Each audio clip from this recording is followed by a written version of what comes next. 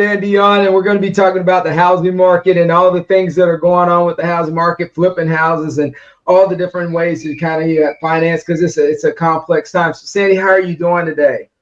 I am great. Thank you so much for this opportunity, Vincent.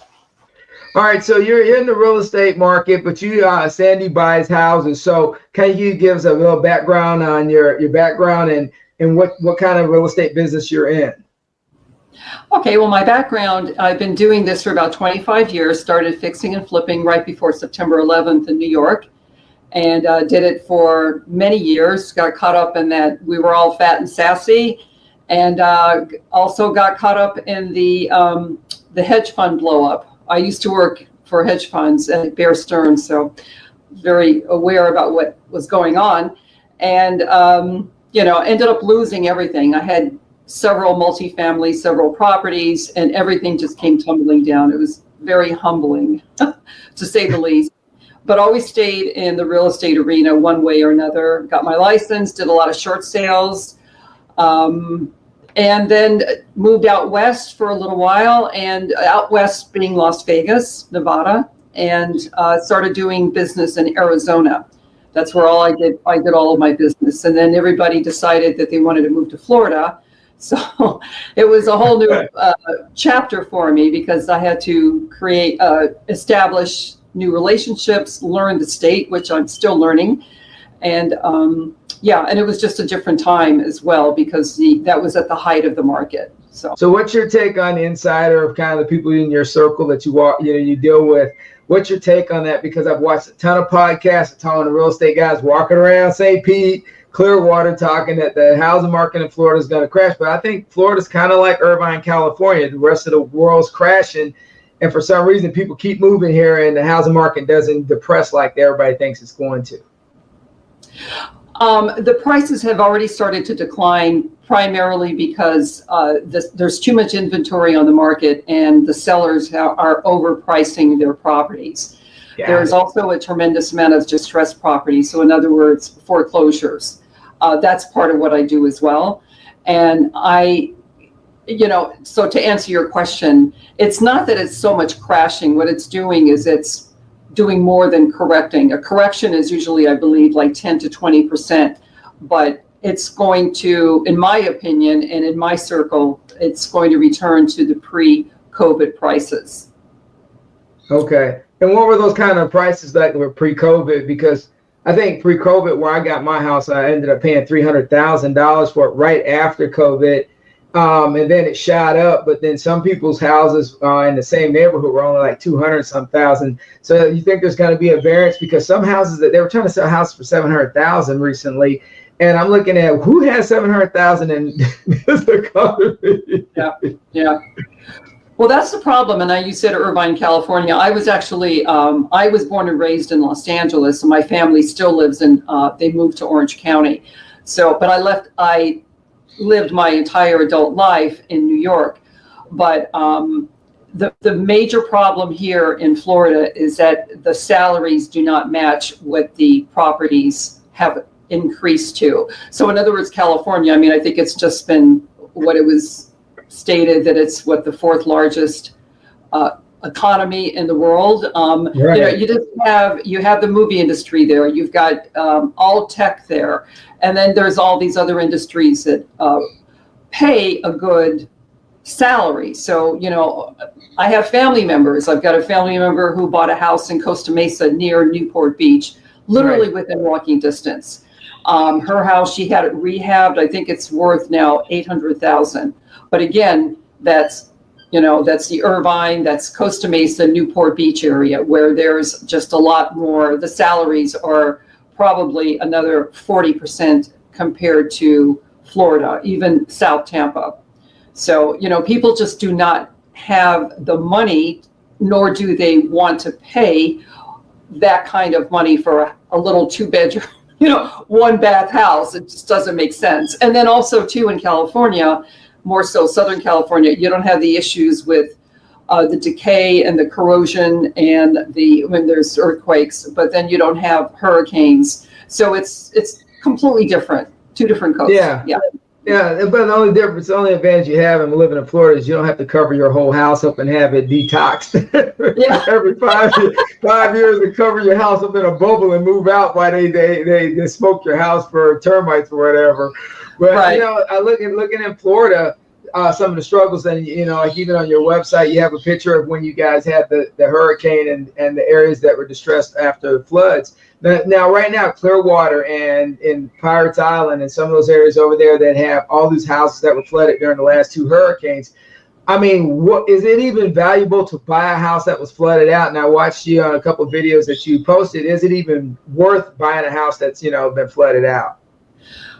In my opinion, no. You're better off just buying it for the value of the land. That's it.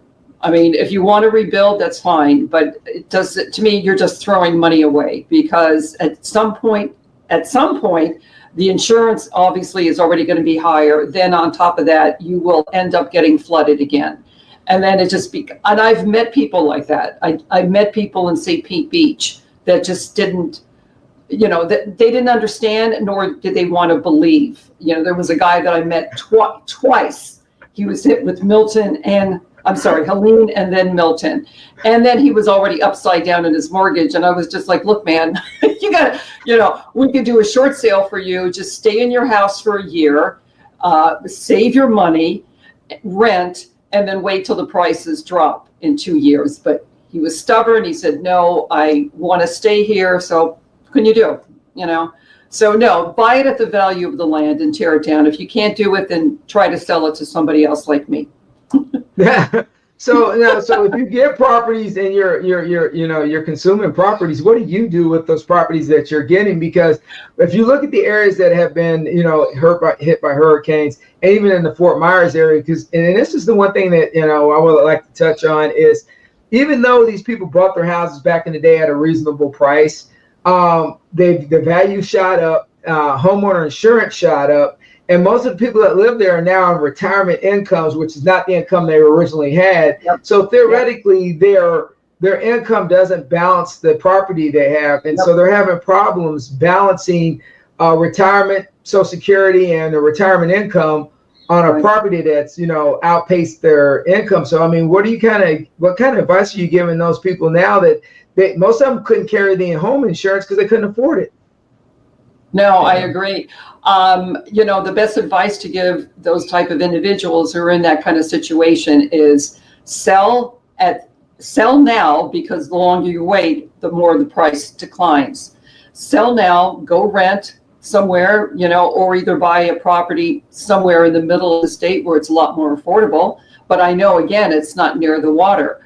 But make it your own Shangri-La, make it your own oasis, put an in-ground pool in. I mean, when I say, I look at it that it's about being happy. And, you can make, as I said, you can make your own Shangri-La, your own oasis somewhere else. It doesn't have to be there. And why live in fear for the rest of your life? So.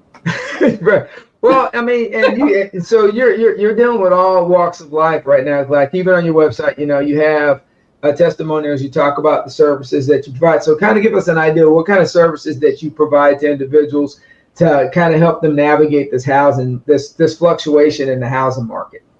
Okay. A good example, I'm leaving after this podcast. I have to go look at a house in South Tampa, which is Plant City High School. And of course, it's a great high school, great school district. And the owner, he has 4 properties that he was trying to juggle. He's run out of money, and now he has a gun to his head because he owes money. It's going into foreclosure. Right. And, he just wants. And I said to him, look, these are your choices. You either sell it and take a small loss, maybe 35%, or keep doing what you're doing. Then at that point, the bank is going to take it. Right. Or it comes around. Yeah. Or sell it to me. If it's something that will work for me, that's great. I'll buy it again where your loss is only at about 35%. And if it doesn't work for me, I know other investors that it will work for. And if I do that, it's a very small fee, because I look at it that if I can help someone And if I can bring someone to a fruition and to a reality, that's a win-win for me. Yeah. So how do you keep people from, how do you kind of, do you hold seminars? Because how do you keep people from like overextending themselves on property? Because it was sold, and let's be clear, early 2000, flipping houses was sold to everybody. That's the way to go. And it was like you couldn't turn your TV on without Tommy, 21 years old, flipped 5 houses, 6 houses, and he's a millionaire now, you know, and he's showing his Bentley. But then not anymore. That's what I was about to get to. The market came back around and punched him in the face, and now he's like barely driving his Honda Accord to get where he's got to go. And so how are you as that kind of specialist trying to help people understand that the flipping the housing market isn't what it used to be yesteryear? All I can do is put blogs out there and, make videos, and who watches them? I don't know. I mean, I do know I have somewhat of a following, but I like to think that it penetrates. This gentleman, as I said, he has 4. Then I found out he's got another one in Ocala. Okay. But, all you can do is try to hopefully educate people. I mean, there's so many variables and aspects in this business that so many people are taken advantage of, and it's just plain out wrong. I mean, I can give you a couple of examples if you want to hear them, but yeah. Yeah, I mean, but the problem you have is that it's a money-driven business. Let's be clear, and the things is one sale, maybe one sale, and then you don't get another sale for 6 months. So what I find from my research is that people that are doing this, they realize sometimes it's one shot, one kill. They may not get another flip for 6 months, so it's not steady income. So this is not for the faint of heart, this is not for the faint of heart. So do you work with a group of people, or do you just have a collaboration of different companies you work with? I work with both. I mean, I do know investors that have crews and have a unending line of money. So, there are professionals. What they do is they just find one house after another, but of course it has to make sense for them. And it's not always locked into a particular percentage for the ARV, the after repair value. So I work with them. I get calls and emails from different either brokers and or flippers. And, I have my own list of questions that I ask them to knock them out of the ballpark, because I don't want to waste my time with them. But so it's all about relationships. And although I've only been here, almost 4 years, I've established myself pretty well. So, yeah.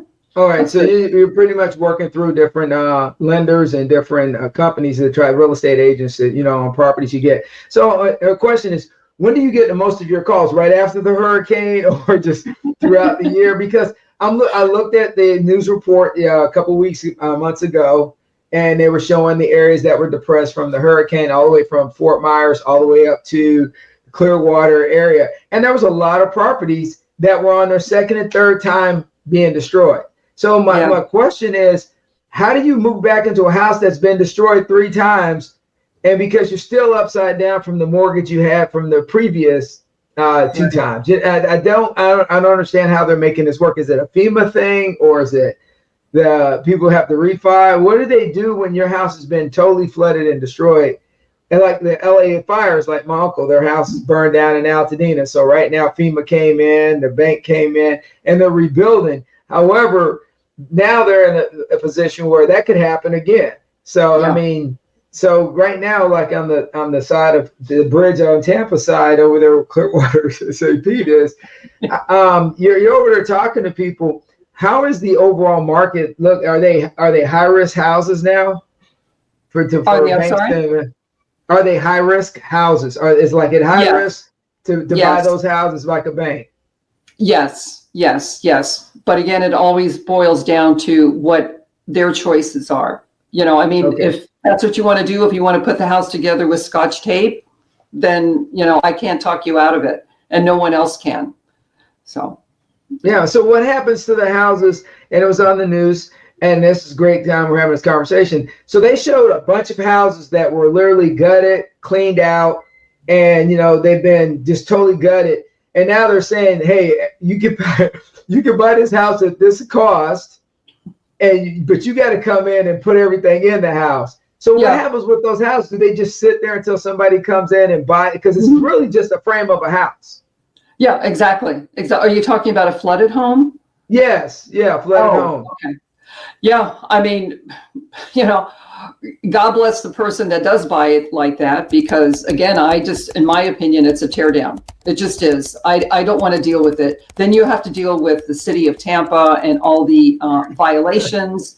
And then at the end of the day, it doesn't mean that it's going to be approved. And then the house is red flagged. It's just too much of a hassle. That's been flooded, or a house that's been flooded, and if it has electronics, then you're in trouble anyway, because the electrical system is messed up. And you're talking salt water and electricity, they don't mix, or fresh water, so it doesn't matter, they don't mix. But in your current capacity, what are you doing more? Are you doing more of just trying to help people get out of properties, or trying to help people sell properties they have? So do people call you and say, hey, Sandy, I need to sell all these properties and get them off the books, and how can you help me get them off my hands? Well, if someone wants to sell their properties, and if they are not realistic with regard to the selling price, right at this moment, I do not I chose not to have my real estate license here, but now I'm going to be getting it next month. I'm going to school and I'll be getting it. Congratulations. I'm sorry? Say congratulations. Oh, thank you. Yeah. No, you don't need a license to do what I do, but I really was just leaving, quite honestly, too much money on the table. Yes. Yeah. But if someone really was not realistic, I could offer, when I do have my license, to list it. If not, then I would want to buy it. But if they are still not realistic in their price, I just walk away. It doesn't make sense to me. Yeah, because I mean, here in the Lithia area where I'm at, what I'm seeing right now happening is that the first generation that moved out here in the Bloomingdale, Lithia area, they're actually either passing away or retiring because they bought these houses back in the early 80s, late 70s. And now their kids live out of state and are inheriting the houses, but most of the kids don't want the houses. Right. So now they're just trying to push the properties off. And you're saying that the market's kind of saturated. So what's the downward cost right now of most houses because I know a house around the corner from me here, he's dropped the price like 4 times and still nobody's bought it. Can't get no love. You can't get any love on that house. I mean, if you don't owe prime example, I got a call from a couple, I'm trying to it was in Sarasota County, and they had no mortgage on it, and it was overpriced $100,000. And I said, what are you doing? Will you want to buy it? No. Why don't you just lower it with your real estate agent, lower it to a realistic price, and get rid of it? Like, why none of us really want a high-end home unless, again, the numbers have to make sense, or we do a subject to. Or it's such a distressed property that, this makes sense. But just lower your price if you can. If you're not able to, like a lot of people, because really, realistically, anyone that bought at the height of the market, you're underwater now. It is what it is. So what people are doing as well, as they are just not paying their mortgages, they're letting it go into foreclosure. They're letting us do short sales. And then at that point, they just walk away. So they've saved maybe a year and a half of mortgage payments, and then they'll go rent and buy later on. That's really the only other out that you have. Well, one thing I'm seeing is a lot of people get a house and then they like all this cool stuff, so they upgrade the house. So, so upgrading the house is a great thing. If you're going to be in it, but then you upgrade it, then you want to sell it after you put like $100K into it, upgrades, and then you can't get it off the market when the market tanks. So what I'm seeing right now in my neighborhood is people bought houses that were 20 years old like I have. I'm renovating my house. However, I know I'm not going to sell it no time soon. So those people have put $100K into this house now, and they want that 100K back, and they did all these renovations, and then they can't sell it. So they may end up be taking a loss on this for an upgrade. So what's your recommendation on when people go out of the way to upgrade a house, Do not do any upgrades, really. Just don't do it. Get a real true value of what it's like now, and sell it for that price, and walk away at that, at that point. It's not worth it. It just isn't. So right now, so you said there's more inventory on the market, because like 8 months ago, 10 months ago, it was the opposite. So now there's more inventory. So it's a buyer's market now. It is a buyer's market. And a lot of people are not buying yet because they're waiting for the prices to continue to decline. So if they could save another $40,000, $50,000, why not? Good point. And the job market, and current and not getting deposits, current administration, and the way the big business and the corporations are moving towards AI. And I just watched a documentary last night on AI from Steve Bezos and Amazon, that they're downsizing their workforce. So now, it's not only do you have a depressed market, you don't even know if you're going to have a job, 5 years from now. I mean, a job that pays a livable wage. Let me put it that way. So I think those are a perfect storm, kind of like 1976. And then what was the other one? 2007, when we had the other market crash. Yeah. So without a doubt. You think there's some parameters, some breaks in there? Because do you think we learned anything from 2007? I don't think so. Unless you experienced it like myself, I'm seasoned, and unless greed comes into play, and everybody wants, and it's it's all about choices. And sometimes people had to buy a home for whatever reason, and I understand that too. But if you did because the interest rate was at 2 or 3%, but the house was already over leveraged at 150,000, let's just say hypothetically, or 200,000, wasn't the best choice at that time. But we don't always, we have blinders on a lot, or we don't always see forward what's going to happen. We're just concerned about the here and the now. So. Right. Yeah. So psychology. So are people still dealing with bubble loans? I can't balloon. Oh yeah.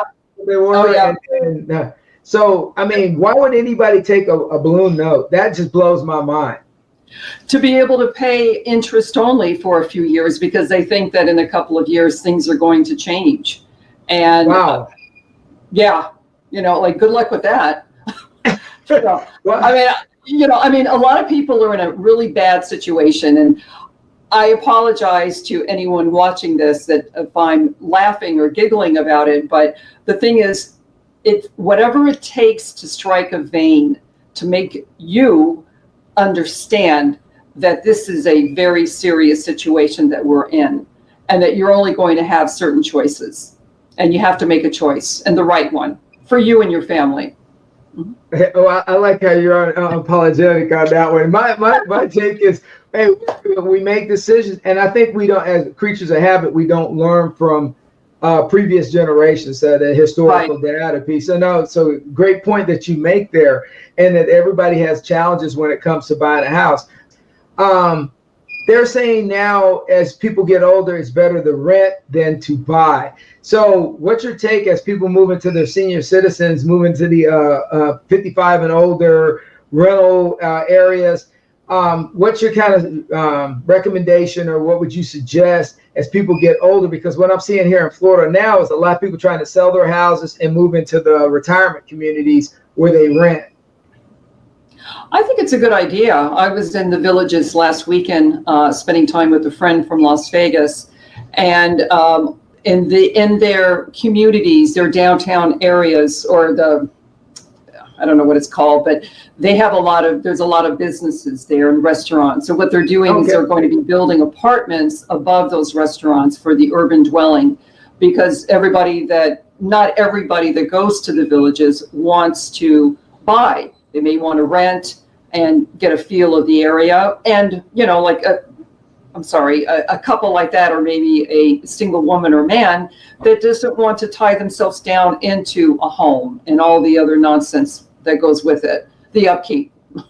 So, yeah, it's a really I think that is a different. Yeah, I think that's the number one thing people don't realize. Everybody goes, "Oh, I own a home." Yo, brother, that upkeep is that upkeep. Hey, I don't care what anyone says. It's the gutter, or it's this, or it's that. And if you have HOA, you got all this other stuff. So, like my stepdad, my stepdad has rented since he retired from the military. And I used to get on him. I was like, "Do you know how much money you would have saved if you'd have just bought a house?" But now I see he just comes out of his apartment, gets in his car, goes where he wants to go. Doesn't cut no grass, he has no responsibility but paying his rent on the first of the month. That's all he cares about. So it has advantages. It has advantages. No, without a doubt. It does. It does. All right. So how do people get in contact with you? I've been throwing up your email address and then your website. So if somebody wants to get in contact with you, what's the best way to do it? Through email or through my business line, which is 813-690-4979. But I answer to both. Mm-hmm. And if you have any questions at all, even short sales, foreclosures, any probate, I'm in the process now working with a family in probate, and we're going to be working a short sale. So it's going to be 2 trains running along the tracks all at once. Wow. And that house I'm going to be buying, and I'd like to rehab. I've got to get on the inside. I know it's going to be scary because apparently the man was a hoarder and there's dead cats on the inside. So I have my work cut out for me. But yeah, I watch those shows on whatever that network that comes on with people that have to, they pass away or they get rid of their house and they will hoard it. I mean, I don't put that on anybody because you got to hire somebody to go in there and clean that thing out, and then a lot of work. Hey, Sandy, it was great having you on today. Guys, listen, if you're out there trying to get your house done, trying to sell a house, trying to get some advice from a professional, get some advice from somebody that's got like 20 plus years of experience like Sandy, so you can get your stuff taken care of. And you know what? If you're going into it for the money business right now, as Sandy says, the market's going down. This is not your advantage. And from Embrace the Power, Sandy, I want to thank you again for coming on. I appreciate you. And good luck in with the house you're about to try to buy. Well, thank you so much, Vince. It's been great. Thank you. Thank you very much.